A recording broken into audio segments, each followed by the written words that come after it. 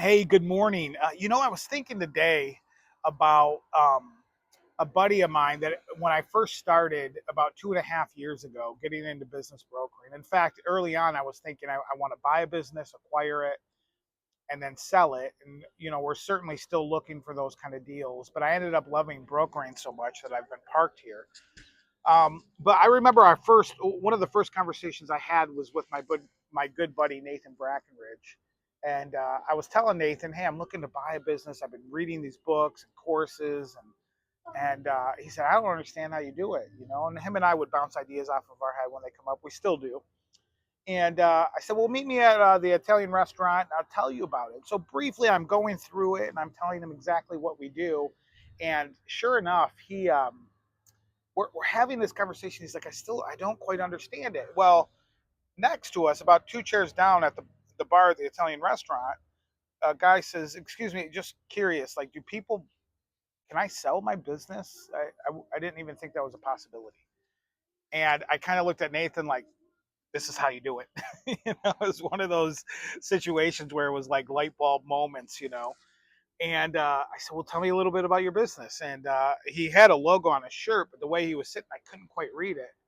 And he pointed at it, and it was a window tinting business, and not in the way that you would think, like cars, although they did that, but the majority of their business was commercial window tinting. He said, well, I just finished this Italian restaurant. It was newly built here in Grand Blanc at the time. And he said, I had just finished tinting all these windows so that, it's a little bit more darker in here because it's a very wide open concept, very bright in there.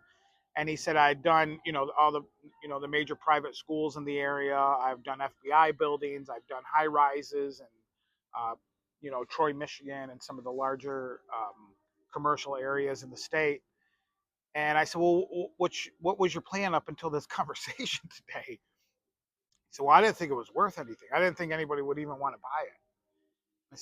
I said, well, tell me a little bit about what it is, and tell me a little bit about some of the specifics. And so he started going into some of the math, what he pays himself, things like that, and uh, we were doing some napkin math, and I said, what it looks like just on napkin math is, you're at least $250,000 minimum, minimum.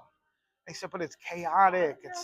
We've got 4 staff members, and it's hard to manage. And I said, it's a profitable business. Somebody would want to buy this. He had real estate that he had owned for 40 years. He had a reputation for 40 years. This was the company you went to. If you had commercial real estate, you needed your windows tinted. And I said, let me ask you, outside of this conversation, when were you thinking about retiring? He said, well, I turned 65 in 2 years. I married a girl that's 25 years younger than me, and she wants to travel. I kind of want to travel. I'm young enough to do it still. And I was just going to set the key at the front desk and walk away. I'd already asked the employees if they wanted to become business owners. None of them wanted that responsibility. And so I was just going to walk away. And then if somebody ended up taking it up, I'd just write it off to them. And that is not an uncommon conversation that I have on a regular basis. I was just talking to somebody who owns an HVAC company in the county next to us, and they had been running it for 30 plus years.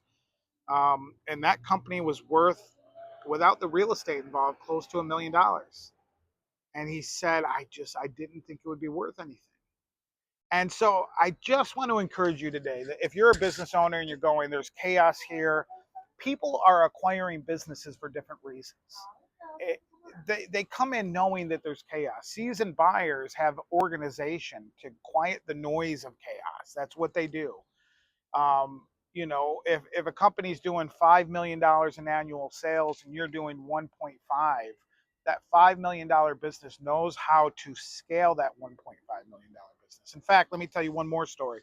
The first business that I sold, the guy had built a print company, and he this was the second one he was selling. The one that he sold before that sold for roughly around the same price, $2 to $3 million, and the people that bought that scaled that business from $3 million, let's just say, to $20 million in 20 months.